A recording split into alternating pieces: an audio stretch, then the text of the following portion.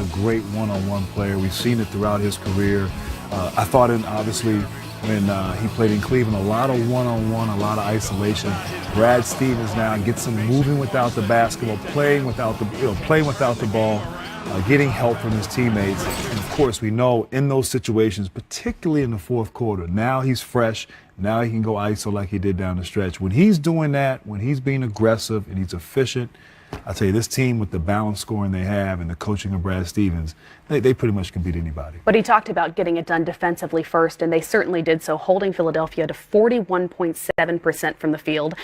They're 19-1 when they hold their opponent to 49% from the field or less. There was no Joel Embiid in this one, but what can be said of what Ben Simmons was able to accomplish really with not much help? His second game of the season with at least 15 points, at least 15 rebounds, 5 rebounds, at least 5 assists, and at least 5 steals. Yeah, I mean, his versatility, he really, obviously not having Embiid tonight hurt, but just doing it all for his ball club, getting steals, creating opportunities for his teammates.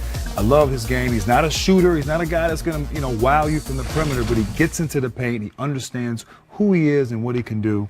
And still, even though his team lost, very impressive for this young man tonight and early in the season. The Sixers, though, are 1-2 without Joel Embiid. He would rest in this one, but he's talked about that load management that we've seen the Sixers keep him on, the minutes restriction, not playing in back-to-backs, saying that perhaps that could change starting in January. How big a change would it be for this franchise? Well, I mean, look, the bottom line is he has not finished the season healthy for the Philadelphia Sixers. You have to think big picture, long-term perspective. He has been so dynamic, really, arguably one of the top, if not the top big guys in the league, and for a guy who hasn't really played a full season.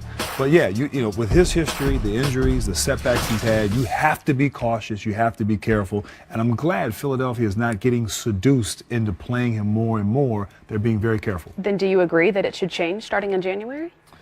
I think so. I think you can maybe reevaluate things, take a look. Let's get through, as a franchise, the first 2 months, and then let's determine from there.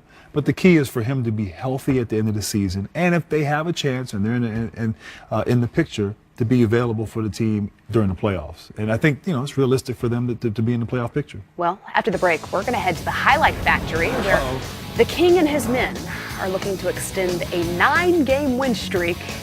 Get out of the way when he does that. Plus, the Milwaukee Bucks are on a 4-game West Coast road trip and at the Moda Center to take on the Trailblazers. And